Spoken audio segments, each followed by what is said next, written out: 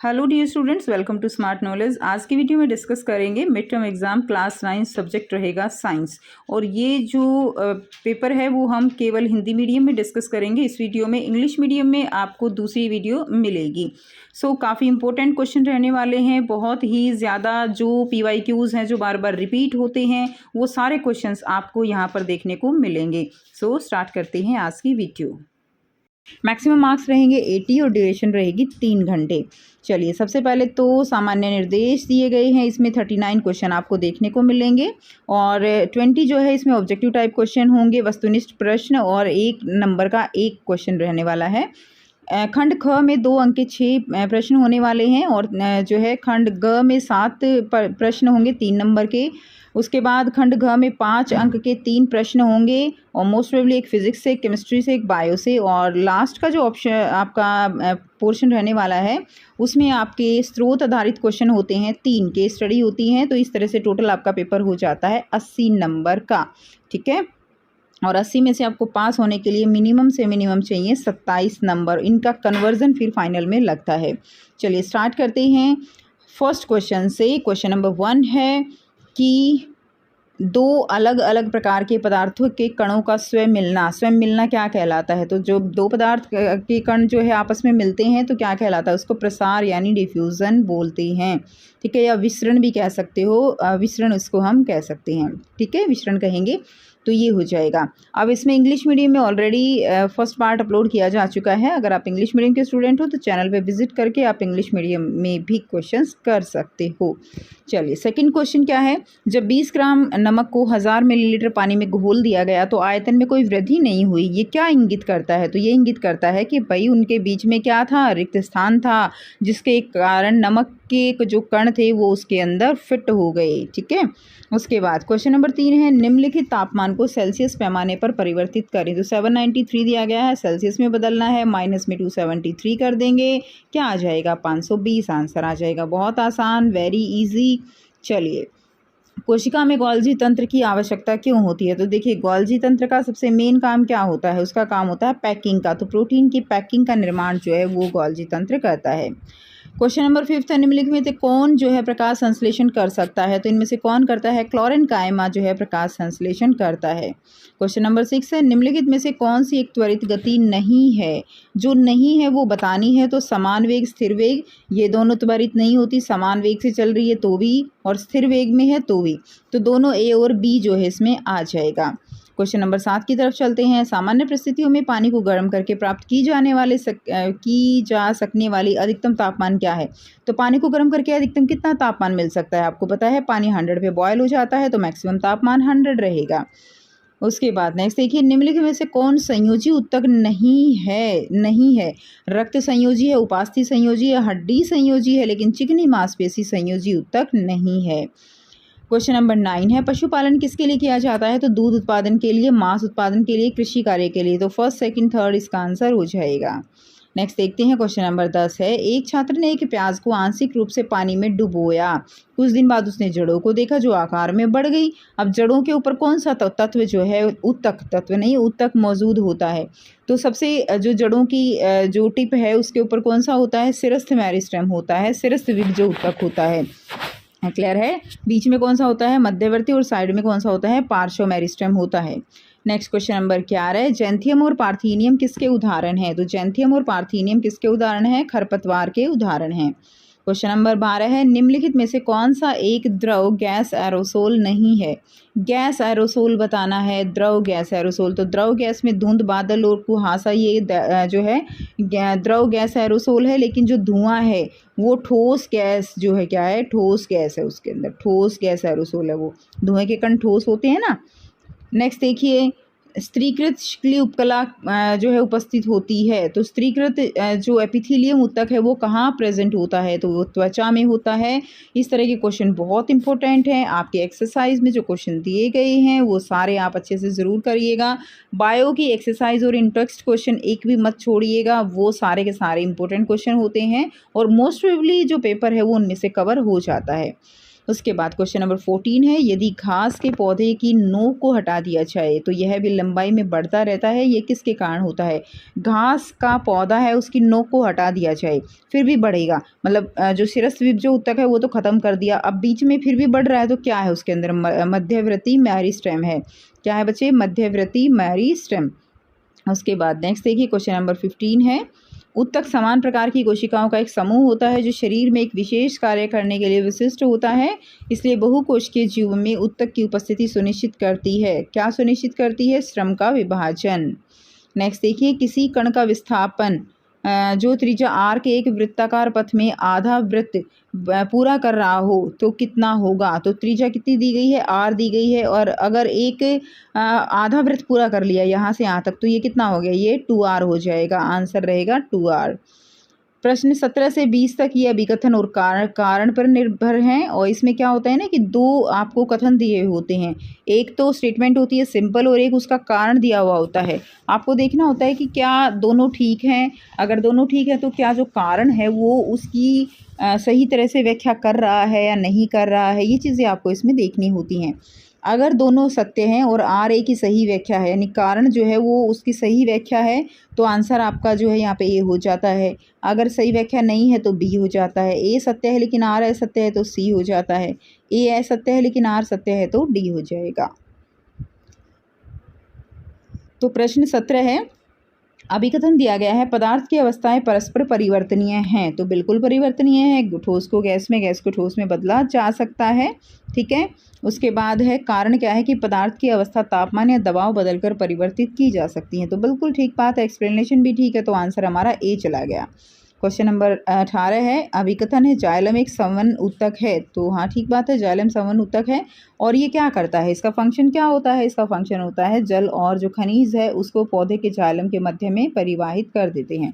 तो दोनों ही सत्य हैं और सही व्याख्या भी है, तो आंसर ये चला जाएगा। चलिए क्वेश्चन नंबर 19 है, अभिकथन दिया गया है सुरक्षा बेल्ट दुर्घटनाओं को रोकने के लिए पहनी जाती है, बिल्कुल ठीक बात है। उसके बाद सुरक्षा बेल्ट हमारे शरीर पर बल लगाती है जिससे अग्रगामी गति धीमी हो जाती है, तो इसमें क्या आ जाएगा? दोनों ही ए और आर सत्य है और आर ए की क्या है? सही व्याख्या है, तो ये आंसर आपका आ जाएगा, ए हो जाएगा। नेक्स्ट देखिए क्वेश्चन नंबर 20 है, सोयाबीन एक खरीफ फसल है, बिल्कुल ठीक बात है, सोयाबीन खरीफ फसल है। खरीफ फसल कौन सी होती है? जो बारिश में लगाई जाती हैं, वर्षा ऋतु में, लेकिन इसने तो लिखा है कि जो वर्षा ऋतु में होती है ना वो रबी फसल है, जबकि तो गलत है, तो आंसर हमारा डी चला जाएगा कि ए सत्य है लेकिन आर जो है वो क्या है? असत्य है। तो यहाँ से जैसे ए सत्य, ये सी हो जाएगा, ए सत्य है लेकिन आर असत्य है, तो ये आंसर क्या हो जाएगा हमारा? 20 का सी हो जाएगा। सी लिखेंगे यहाँ पे, ये तो ठीक लिखा हुआ है, ये सी आ जाएगा। चलिए let's move to the section B. Section B में क्या है? 21 से 26 जो है वो छोटे छोटे प्रश्न है 2 नंबर के। एक रासायनिक प्रतिक्रिया के दौरान टेस्ट ट्यूब में तापमान 303 केल्विन तक बढ़ गया। इस तापमान को डिग्री सेल्सियस में परिवर्तित करना है, तो 303 केल्विन से सेल्सियस में जाना है, तो क्या करेंगे? 273 माइनस कर देंगे। तो यहाँ पे क्या किया हमने? केल्विन में से 273.15, आप डायरेक्ट 273 भी कर सकते हो, तो ये आंसर आपका आ जाएगा 29.85। अब आपसे पूछा जाता है कि इस तापमान पर पानी की भौतिक अवस्था क्या होगी, तो 29 डिग्री पे पानी जो है वो किस अवस्था में होगा? ऑब्वियसली द्रव अवस्था में होगा। अगर 0 डिग्री होता है तो वो आइस बन सकता है, या 100 से ज़्यादा होता है तो वो जो है किस में होगा? भाप में भी होगा, द्रव में भी होगा, तो यहाँ पे ये केवल द्रव अवस्था में रहेगा। नेक्स्ट देखिए क्वेश्चन नंबर 22 है, उस कोशिका अंग की पहचान करें और उस अंग से जुड़े कण आर की भी पहचान करनी है, और आर का मुख्य कार्य क्या है ये बताना है। तो आप ये देख के बता सकते हो ये क्या है? ये अंतद्रव्य जालिका है। ठीक है, क्या है ये? अंतद्रव्य जालिका। अंतद्रव्य जालिका है तो इसके ऊपर आर जो है यहाँ पे क्या है? ये राइबोसोम है, और राइबोसोम का फंक्शन क्या होता है बच्चों? कार्य क्या होता है? प्रोटीन संश्लेषण, तो ये इसका उत्तर हो जाएगा। यह कोशिका अंग अंतद्रव्य जालिका है। कण जो इस कोशिका अंग से जुड़ा होता है वह राइबोसोम है, और प्रोटीन संश्लेषण में ये काम आता है। नेक्स्ट देखिए क्वेश्चन नंबर 23, 10 मीटर के वृत्ताकार पथ पर चलते हुए किसी वस्तु की दूरी और विस्थापन क्या होगा जब वह 15 चक्कर पूरे कर ले? तो दूरी कैसे निकालेंगे? चक्रों की संख्या कितनी है और एक चक्कर यानी परिधि कितनी है, तो 15 × 10 कितना हो जाएगा? 150 मीटर। उसके बाद देखिए विस्थापन क्या होता है? विस्थापन यानी अब देखिए 15 चक्कर लगाए लेकिन जिस बिंदु से शुरू हुआ वहीं पे आके आ गया, वहीं पे आके रुका, तो इसका मतलब क्या हुआ, एक चक्कर के बाद 0 हो गया, 15 चक्कर बेशक लगाए लेकिन विस्थापन 0 हो जाएगा। अगला है क्वेश्चन नंबर 24, गर्मी के मौसम में पानी रखने के लिए आप क्या उपयोग करेंगे और क्यों? तो भाई हम करेंगे मिट्टी का घड़ा। मिट्टी का घड़ा क्यों करेंगे? क्योंकि उसमें होगा वाष्पीकरण, वाष्पीकरण से होगा शीतल प्रभाव और पानी क्या हो जाएगा, ठंडा हो जाएगा। क्वेश्चन नंबर 25, भारत में सिंचाई के लिए उपयोग किए जाने वाले 4 संसाधनों की सूची बनानी है। तो भारत में सिंचाई के लिए उपयोग किए जाने वाले जल संसाधन कौन से हैं? नदियां हैं, नहरें हैं, भूमिगत जल है और जलाशय है। तो ये हो जाएगा भारत में सिंचाई के लिए प्रयोग किए जाने वाले 4 जल संसाधन। नेक्स्ट देखिए क्वेश्चन नंबर 26 है, रक्त एक बहुत ही महत्वपूर्ण संयोजी ऊतक है, क्यों? तो रक्त जो है उसको एक बहुत ही महत्वपूर्ण संयोजी ऊतक माना जाता है क्योंकि ये तो पूरे शरीर में ही आपस में जोड़ता है, जैसे सारी चीज़ों का संवहन करता है, पोषक तत्वों का, गैसों का, अपशिष्ट का, हॉर्मोन्स का, तो इसने तो पूरे शरीर को जोड़ रखा है और जो जोड़ते हैं उनको क्या बोलते हैं? संयोजी ऊतक बोलते हैं, इसीलिए इसको संयोजी ऊतक कहा जाता है। उसके बाद नेक्स्ट देखिए सेक्शन सी करेंगे, इसमें प्रश्न संख्या 27 से 33 जो कि 3 नंबर के क्वेश्चन होंगे। तो सबसे पहले दिया गया है, बहुत इंपॉर्टेंट क्वेश्चन है, क्वेश्चन नंबर 27, रसधानी का क्या कार्य है? तो बच्चे रसधानी का कार्य क्या है, किसमें? पौधों में और अमीबा में। तो पौधों की कोशिकाओं में जो रसधानी होती है वो पोषक तत्वों और अपशिष्ट पदार्थों का क्या करती है? संग्रहण करती है और उन्हें और उनकी कठोरता जो है बनाए रखती है। पेड़ पौधे कठोर होते हैं ना, कठोर क्यों होते हैं? क्योंकि उसमें बड़ी बड़ी रसधानियाँ होती हैं जिसकी वजह से उनकी कठोरता बनी रहती है। अमीबा में क्या होता है रसधानी का काम? अमीबा में रसधानी पाचन और उत्सर्जन में शामिल होती है। ठीक है, किसमें? पाचन और उत्सर्जन में। नेक्स्ट देखिए, इसी का बी पार्ट दिया गया है, 3 नंबर का क्वेश्चन है, तो ये 2 नंबर का ये हो गया और 1 नंबर का है, वह कौन सा कोशिकांग है जिसे कोशिका की जो है आत्महत्या की थैली कहा जाता है? वैसे तो 1 नंबर का है तो लाइसोसोम लिख दोगे तो भी ठीक है, लेकिन ये क्वेश्चन 2 नंबर के लिए भी बहुत इंपॉर्टेंट है, इसीलिए मैंने इसको यहाँ पे थोड़ा बड़ा करके लिखा है। तो लाइसोसोम को कोशिका की आत्महत्या की थैली कहा जाता है क्योंकि वे पाचक एंजाइमों को संचित करते हैं और कोशिका के घटकों को, यहाँ तक कि स्वयं कोशिका को भी तोड़ सकते हैं यदि आवश्यक हो, इसीलिए उसे आत्महत्या की थैलियाँ कहा जाता है। क्वेश्चन नंबर 28 है, किन्हीं भी 3 एपिथेलियल ऊतकों के नाम और उनके जानवरों में स्थान बताइए। तो सबसे पहला ऊतक क्या है? Squamous epithelium. आपको पता होना चाहिए स्क्वैमस कहाँ होता है। स्क्वैमस त्वचा में होता है, रक्तवाहिकाओं की परतों में होता है, फेफड़ों की अल्वियोलाई में पाया जाता है। दूसरा है क्यूबॉइडल एपिथेलियम। क्यूबॉइडल कहाँ होता है? किडनी की नलिकाओं में और ग्रंथियों में पाया जाता है। तीसरा है कॉल्यूमिनर एपिथेलियम। ठीक है, या इसमें आप जो है हिंदी में भी लिख सकते हो, क्यूबॉइडल जैसे घनाकार हो गया, इस तरह से स्तंभाकार हो गया। कॉल्यूमिनर क्या होगा? स्तंभाकार होगा। क्यूबॉइडल क्या होगा? घनाकार होगा। और ये स्क्वैमस बोलते हैं शल्की एपिथेलियम। ठीक है, तो कॉल्यूमिनर में क्या होगा? पेट और आंतों की परत में पाया जाता है। नेक्स्ट देखिए, इसमें ये और में क्वेश्चन दिया गया है यहाँ पे, रेखीय, अरेखीय और कार्डिक मांसपेशियों के बीच संरचना और शरीर में उनके स्थान के आधार पर अंतर बताना है। तो रेखीय, अरेखीय और कार्डिक मांसपेशियों के बीच, तो देखिए रेखीय, अरेखीय में क्या होगा? रेखीय में धारीदार मांसपेशियां हैं, तो ये लंबी बेलनाकार बहुकोशिकीय और धारीदार होती हैं। और ये कैसी होती हैं? धुरी के आकार की एक कोशिकीय बिना धारी वाली होती हैं। हृदय मांसपेशियां शाखित होती हैं, एक कोशिकीय धारीदार होती हैं। ठीक है, और स्थान क्या होता है? ये हड्डियों से जुड़ी होती हैं, इसीलिए हमारी इच्छा से काम करती है, इनको ऐच्छिक कहा जाता है।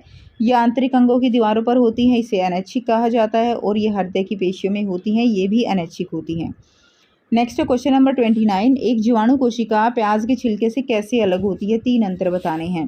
तो प्याज के छिलके में कौन सी कोशिका है? पादप कोशिका। और जीवाणु कोशिका कौन सी है? प्रोकैरियोटिक कोशिका।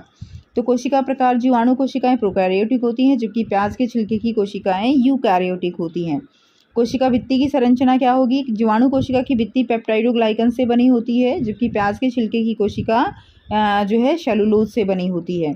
अब कोशिकांग के बारे में भी बात कर लेते हैं। आपकी बुक में ये बिल्कुल अलग से क्वेश्चन दिया गया है, तो इसको अच्छे से करके जाइएगा।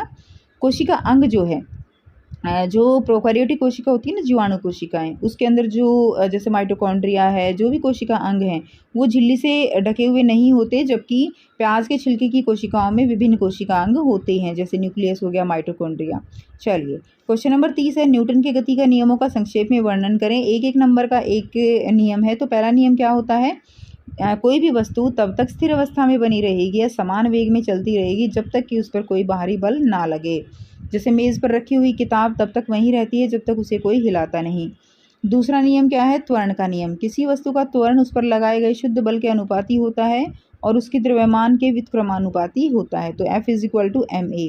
हल्की गाड़ी को धक्का देने के लिए कम बल लगेगा, भारी गाड़ी को धक्का देने के लिए ज़्यादा बल लगेगा। ठीक है। उसके बाद तीसरा नियम क्या कहता है, क्रिया प्रतिक्रिया का नियम, कि प्रत्येक क्रिया के बराबर और विपरीत दिशा में क्या होती है, प्रतिक्रिया होती है। उदाहरण रहेगा, जब आप नाव से कूदते हैं तो नाव पीछे की ओर खिसकती है। ठीक है, जब आप नाव से कूदते हैं तो नाव कहाँ खिसकती है, पीछे की ओर। अगला क्वेश्चन, क्वेश्चन नंबर 31, निम्नलिखित स्थितियों में कौन सी संभव है और प्रत्येक के लिए उदाहरण देना है।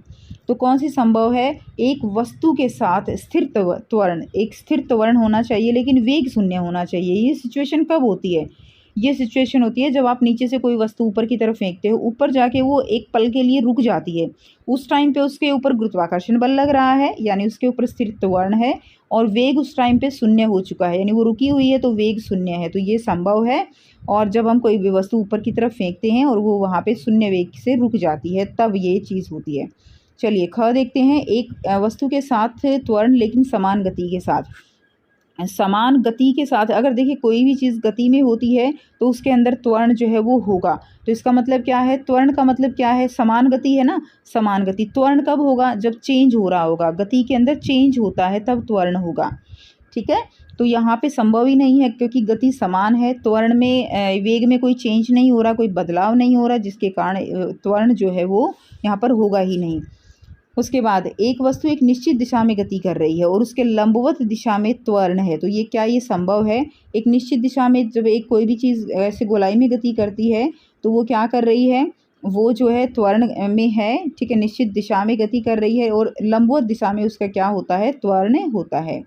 तो एक कार वृत्ताकार पथ पर चल रही है जिसके केंद्र की ओर केंद्रीय त्वरण होता है और उसकी गति की दिशा के लंबवत होता है। उसके बाद नेक्स्ट है क्वेश्चन नंबर 32, कोलाइड के गुणधर्म लिखने हैं। तो कोलाइड एक विषम मिश्रण होते हैं, विषम का मतलब क्या है, असमांगी। ठीक है, उसके बाद क्या है, वे टिंडल प्रभाव जो है वो प्रदर्शित करते हैं। उसके बाद ये कण खड़े होने पर जमते नहीं हैं और साधारण निस्यंदन से ही अलग नहीं किए जा सकते, यानी जो नॉर्मल फिल्ट्रेशन होती है उससे इसको अलग करा नहीं जा सकता। क्वेश्चन नंबर 33 है, 1 विलियन में 320 ग्राम पानी में 40 ग्राम साधारण नमक होता है। तो विलियन की द्रव्यमान द्वारा द्रव्यमान प्रतिशत की दृष्टि से सांद्रता निकालनी है। ये कुछ इसी तरह से निकलती है जैसे आप एक सब्जेक्ट के मार्क्स निकालते हो, परसेंटेज मार्क्स सारे सब्जेक्ट के टोटल में से। ठीक है, तो यहाँ पे विलेय पदार्थ क्या है बच्चों, 40 ग्राम, और विलायक क्या है 320 ग्राम। तो विलियन क्या हो जाएगा, 40 + 320 कितना हो गया, 360। सांद्रता निकालनी है तो 40 बटे में क्या हो जाएगा, 40 बटे 360 गुणा में 100, तो क्या हो जाएगा 11.11%। ठीक है, तो ये हो जाएगा। अब हम करेंगे जो है 34 से 36 तक, जो कि 5 मार्क्स के क्वेश्चन रहेंगे। बच्चों आपको पता है कि क्लास 9th के लिए बहुत इंपॉर्टेंट रहते हैं सितंबर एग्ज़ाम, क्योंकि इनके वेटेज जो है लग के ही आपका फाइनल रिजल्ट तैयार होता है और केवल मिड टर्म के बेस पे भी कई बार जो स्टूडेंट हैं वो फेल हो जाते हैं। ठीक है, तो आपको इन पेपर को बहुत सीरियस लेना है, बहुत अच्छे से तैयारी करनी है। चलिए स्टार्ट करते हैं। क्वेश्चन नंबर 34 है, एक प्रयोग के दौरान रीमा ने कुछ किशमिशों को एक तरल में रखा। कुछ समय बाद उसने देखा कि किशमिश का आकार बदल गया है और वे फूल गई हैं। वह किस प्रकार के घोल में किशमिश रखी गई होंगी, इस परिवर्तन का कारण बताइए। ठीक है, तो आंसर रहेगा घोल का प्रकार बताना है। जिस घोल में किशमिश रखी गई थी वह एक अल्प परासरण घोल था। ठीक है, और परिवर्तन का कारण क्या है कि जब किशमिश को एक हाइपोटोनिक घोल या अल्प परासरण घोल में रखा जाता है तो जल जो है, जल के अणु वो क्या करते हैं, वो परासरण प्रक्रिया द्वारा उसके किशमिश के अंदर प्रवेश कर जाते हैं, जिसके कारण वो फूल जाती है। अब बी में दिया गया है क्वेश्चन कि यदि हम इन फूली हुई किशमिश को एक उच्च संतृप्त चीनी के घोल में डाल देंगे तो क्या होगा। तो देखिए चीनी के घोल में डालेंगे तो अब चीनी के घोल में पानी तो है नहीं, पानी कहाँ पे ज़्यादा है, किशमिश में ज़्यादा है, तो पानी किशमिश से बाहर निकलेगा और किशमिश जो है वो दोबारा से क्या हो जाएगी, वो वैसे ही पिचक जाएगी जैसे वो पहले थी। तो फूली हुई किशमिश को अगर हम चीनी के घोल में डाल देंगे तो पानी जो है वो किशमिश से बाहर निकल जाएगा और चीनी के घोल में चला जाएगा। उसके बाद या में दिया गया है, यहाँ पे आपको हर एक क्वेश्चन में इंटरनल चॉइस देखने को मिलेगी। एक पादप कोशिका का साफ सुथरा सा चित्र बनाना है और उसके भाग अंकित करने हैं। तो बहुत आसान सा है बच्चों, आप खुद से कर सकते हो। क्वेश्चन नंबर 35 है, जब बस स्थिर अवस्था स्थिति में गति पकड़ती है तो यात्री किस दिशा में जो है गिरते हैं। तो बस जब स्थिर स्थिति में यानी खड़ी हुई है और अचानक से चलने लगेगी तो यात्री बस की तुलना में कहाँ गिरेंगे? यात्री बस की तुलना में पीछे की ओर गिरेंगे। ऐसा किस लिए होता है? क्योंकि यात्री का शरीर जड़त्व के कारण स्थिर रहता है, जबकि बस जो है वो क्या होती है? आगे बढ़ जाती है। क्लियर? नेक्स्ट देखिए बी है, इसी में क्वेश्चन, एक फील्डर कैच लेते समय गेंद के साथ अपने हाथों को धीरे धीरे क्यों खींचता है? तो फील्डर गेंद के साथ अपने हाथों को धीरे धीरे इसलिए खींचता है ताकि जो संवेग का समय है उसको बढ़ाया जा सके और फील्डर के हाथ पर लगने वाला बल क्या हो जाएगा? कम हो जाएगा, और जिससे कैच को अधिक आरामदायक और नियंत्रित किया जा सकता है। नेक्स्ट है, समान गति से चलने के लिए एक ट्रक और एक कार में से किसका संवेग अधिक होगा? तो संवेग क्या होता है बच्चों? P = mv। अब v तो कांस्टेंट हो गया और जो इसका मास है, जिसका मास ज़्यादा होगा उसका संवेग ज़्यादा होगा। ट्रक का मास ज़्यादा है तो ट्रक का संवेग भी ज़्यादा होगा। तो यदि एक ट्रक और एक कार समान गति से चल रहे हैं तो ट्रक का संवेग अधिक होगा। ऐसा इसलिए क्योंकि संवेग द्रव्यमान और वेग का गुणनफल होता है। चूँकि ट्रक का द्रव्यमान अधिक होता है इसलिए उसका संवेग भी अधिक होगा। अब इसमें और में दिया गया है, गति का दूसरा नियम बताएं और इसका गणितीय अभिव्यक्ति लिखें। तो गति का दूसरा नियम बताता है कि किसी वस्तु पर लगने वाला बल उसके संवेग के परिवर्तन की दर के बराबर होता है। इसे गणितीय रूप से इस प्रकार से व्यक्त किया जा सकता है। तो F का फॉर्मूला क्या होगा? F क्या है? ठीक है, F = dp/dt, यानी जो संवेग है उसमें समय के साथ परिवर्तन की दर जो है क्या है? वो बल है। तो P क्या होता है? P यहाँ से हम देखते हैं mv, और इसमें अगर हम पुट करेंगे तो क्या आ जाएगा? mdv/dt और ma आ जाएगा। F = ma, a क्या है? यहाँ पे त्वरण है। ठीक है, उसके बाद नेक्स्ट देखिए, कारण बताएंगे। वाष्पीकरण ठंडक उत्पन्न करता है। तो वाष्पीकरण एक प्रक्रिया है जिसका अर्थ है कि अपने चारों ओर से गर्मी को क्या करता है? अवशोषित कर लेता है, जिससे ठंडक उत्पन्न होती है। एक जलीय घोल का वाष्पीकरण दर आर्द्रता में वृद्धि के साथ क्यों कम हो जाता है? तो एक जलीय घोल का वाष्पीकरण दर, आर्द्रता अगर बढ़ेगी, ठीक है, तो आर्द्रता बढ़ने से क्या होता है कि पहले ही जो हवा है उसके अंदर नमी ज़्यादा होगी तो वाष्पीकरण दर कम हो जाती है। क्लियर? तो वाष्पीकरण दर में वृद्धि के साथ इसलिए कम होती है क्योंकि हवा में पहले से ही जलवाष्प से संतृप्त होती है। जो हवा में पहले से ही जलवाष्प है तो बाकी जलवाष्प हवा नहीं लेती है, जिसकी वजह से कपड़े भी जल्दी नहीं सूखते जब ह्यूमिडिटी के दिन होते हैं। हमें गर्मियों में सूती कपड़े क्यों पहनने चाहिए? तो सूती कपड़े पहनने चाहिए क्योंकि पसीने को अवशोषित करते हैं और उनमें वाष्पीकरण की प्रक्रिया में जो है फिर क्या होता है? उनके अंदर वाष्पीकरण ज़्यादा होता है, जिसके कारण ठंडक पैदा होती है। नेक्स्ट देखिए, या में दिया गया है बच्चों, निम्नलिखित पदार्थों को उनके कणों के बीच आकर्षण बल के बढ़ते क्रम में व्यवस्थित करना है। तो आकर्षण बल ठोस में ज़्यादा होता है, द्रव में कम होता है और गैस में सबसे कम होता है। तो नाइट्रोजन गैस में जो आकर्षण बल है वो कम होगा, पानी, फिर शहद और फिर नमक। नेक्स्ट देखिए, इससे का बी है, बताइए कि पानी की किस भौतिक अवस्था में कणों के बीच का न्यूनतम आकर्षण बल होगा? कणों में न्यूनतम आकर्षण बल किस में होता है? गैस में होता है, तो भाप या गैस। अधिकतम संपीड़ितता किस में होगी? गैस में होगी। और अधिकतम प्रवाह क्षमता किस में होगी? गैस में होगी। नेक्स्ट देखिए, सेक्शन ई है, 37 से 30 जो है 9 स्रोत आधारित प्रश्न होंगे। स्रोत आधारित में क्या होगा? एक पैसेज दिया होगा और उसके बेस पे क्वेश्चन पूछे जाएंगे। लेकिन ऐसा नहीं होगा कि आप सोचो कि हाँ पैसेज में से क्वेश्चन छांट के इसमें लिख देंगे। एक भी क्वेश्चन नहीं मिलने वाला है ऐसा कि जिसमें का आंसर आपको इसमें दिया हुआ हो। बस वो एक अंडरस्टैंडिंग लेवल होता है कि हाँ इस तरह से रिलेटेड क्वेश्चन आपसे पूछे जाएंगे। ठीक है, तो आप ये पढ़ सकते हो। मिश्रण का दिया गया है कि मिश्रण 2 प्रकार के होते हैं, समांगी, विषमांगी। समांगी मिश्रण कौन से होंगे? जिनके अंदर हम घटकों की पहचान नहीं कर सकते और विषमांगी में कर सकते हैं। अब इसमें पहला प्रश्न दिया गया है, ये एक प्रश्न जो है वो 4 नंबर का होगा, 1 + 1 + 2। पहला क्वेश्चन 1 नंबर का, दूसरा 1 नंबर का, तीसरा क्वेश्चन 2 नंबर का और तीसरे क्वेश्चन में आपको चॉइस मिलेगी, इंटरनल चॉइस। ठीक है, तो एक छात्र ने टेस्ट ट्यूब में 50 ml पानी में अंडे का सफ़ेद भाग की कुछ बूंदें मिलाई। टेस्ट ट्यूब के अंदर किस प्रकार का मिश्रण बनेगा? तो ये एक विषमांगी मिश्रण बनेगा क्योंकि सफ़ेद भाग पानी में पूरी तरह से घुलता नहीं है और इसे दृष्टिगत रूप से अलग किया जा सकता है। सेकंड क्वेश्चन है, निम्नलिखित को मिश्रण और यौगिक के रूप में जो है अलग करना है। तो मिश्रण क्या होगा? रक्त एक मिश्रण है, मिट्टी मिश्रण है, हवा, दूध एक मिश्रण है।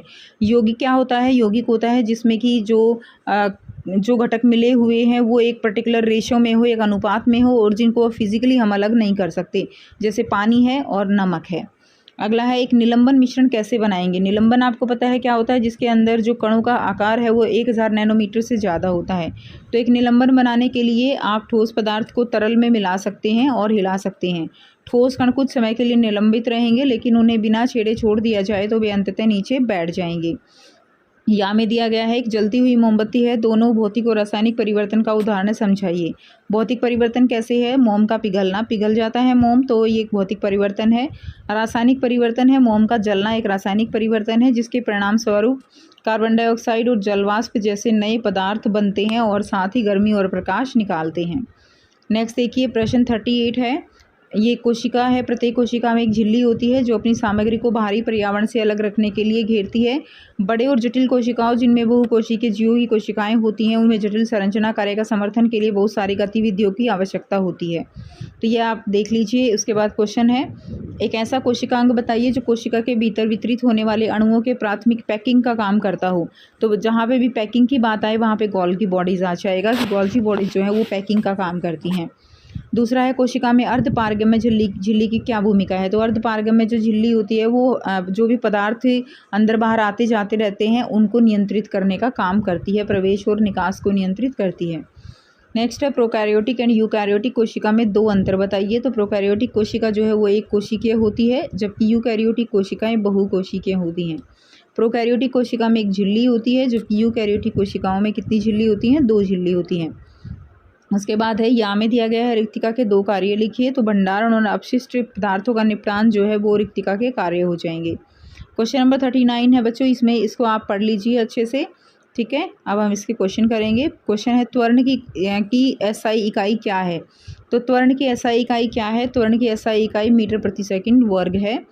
अगला है किसी वस्तु की गति उसके वेग को कैसे भिन्न होती है। तो वस्तु की गति और वेग में अंतर बताना है। तो यहाँ पे चाल और वेग, ठीक है, वस्तु की गति उसके वेग से यानी चाल और वेग में अंतर। तो गति एक अदिश राशि है जो कि दर्शाता है कि कोई वस्तु कितनी तेज़ी से चल रही है, चाहे उसकी दिशा कुछ भी हो, यानी दिशा के ऊपर निर्भर नहीं करती है। और केवल इसमें क्या होता है, परिमाण होता है। वेग एक सदिश राशि है जो कि एक विशेष दिशा में वस्तु की गति को दर्शाता है और इसमें परिणाम और दिशा दोनों को शामिल करना अनिवार्य है। सी पार्ट दिया गया है, एक ट्रक चालक है, 20 किलोमीटर 5 मिनट में चलाता है, फिर वह सड़क पर 12 किलोमीटर 3 मिनट में चलता है, उसका औसत वेग क्या होगा। तो औसत वेग क्या होगा, कुल दूरी बटे में कुल समय। दूरी कितनी है टोटल 32 किलोमीटर, समय कितना है 2/15, औसत वेग क्या हो जाएगा, कुल दूरी बटे कुल समय। यहाँ से सॉल्व कर लीजिए, 240 किलोमीटर प्रति घंटा आ जाएगा। बहुत ही आसान से क्वेश्चन आते हैं, न्यूमेरिकल से डर के इनको छोड़ना नहीं है, डायरेक्ट फार्मूला पुट करना होता है, थोड़ी सी अंडरस्टैंडिंग आपको देनी होती है और आप बिल्कुल बहुत अच्छा स्कोर न्यूमेरिकल से कर लेते हो। हमने देखा है कुछ बच्चे न्यूमेरिकल से घबरा जाते हैं कि ये नहीं होंगे, तो बेटा ऐसा बिल्कुल नहीं करना है। सिंपल न्यूमेरिकल होते हैं, बहुत ही सिंपल तरीके से आपको फॉर्मूला पुट करना होता है और जो भी एनसीईआरटी में इन टेक्स्ट और एक्सरसाइज में क्वेश्चन दिए गए हैं ना, बस वो सफिशिएंट है, वो उतना ही न्यूमेरिकल कर लो, उन्हीं के बेस पे आप सारे क्वेश्चन सॉल्व कर सकते हो। नेक्स्ट देखिए सी है, दूसरा पार्ट दिया गया है, एक हवाई जहाज 200 किलोमीटर की दूरी 300 किलोमीटर प्रति घंटा की समान गति से तय करता है, फिर 200 किलोमीटर की दूरी 240 से तय करता है, उसकी औसत गति बतानी है। 2 बार तो गति दी हुई है, ठीक है, और दूरी दी हुई है। तो हमें क्या करना है, हमें अगर औसत निकालना है तो कुल दूरी बटे में क्या आना चाहिए, कुल समय। औसत गति कब निकलेगी, कुल दूरी बटे कुल समय, लेकिन यहाँ पे दूरी तो है, समय नहीं है, ठीक है। तो हम यहाँ से क्या निकाल लेंगे, अलग अलग जो गति दे रखी है उनसे अलग अलग समय की गणना करके टोटल कर लेंगे। तो हमारे पास कुल दूरी कितनी आ गई 400। तो T1 टाइम निकालेंगे तो दूरी बटे गति 2/3 आ गया। T2 200/240 5/6 आ गया। कुल समय इन दोनों को जोड़ देंगे, एलसीएम लेके सॉल्व कर लेंगे। एलसीएम लेना तो बच्चों का काम है आपके लिए, इसको सॉल्व करना ऐसे करके कर लेंगे ना बच्चों की तरह। 5/6 अब एलसीएम आ गया, फिर इसका आंसर आ जाएगा 1.5 घंटा। अब औसत गति निकालनी है बच्चे, तो क्या होगा, कुल दूरी बटे कुल समय 400/1.5, तो कितना आंसर आ जाएगा 266.67 किलोमीटर प्रति घंटा इसका आंसर आ जाएगा। ठीक है, तो ये था बच्चों complete practice paper. I hope आप सबको इससे काफ़ी हेल्प मिली होगी, पेपर पैटर्न पता चला होगा और इसमें मैंने काफ़ी सारे इंपॉर्टेंट क्वेश्चन जो है वो कराए हैं आपको, जो आपके पेपर के लिए काफ़ी हेल्पफुल रहने वाले हैं। सो वीडियो अच्छी लगी तो वीडियो को लाइक ज़रूर कीजिएगा, चैनल को सब्सक्राइब कीजिए। मिलते हैं आपसे नेक्स्ट वीडियो में, till then take care, bye bye.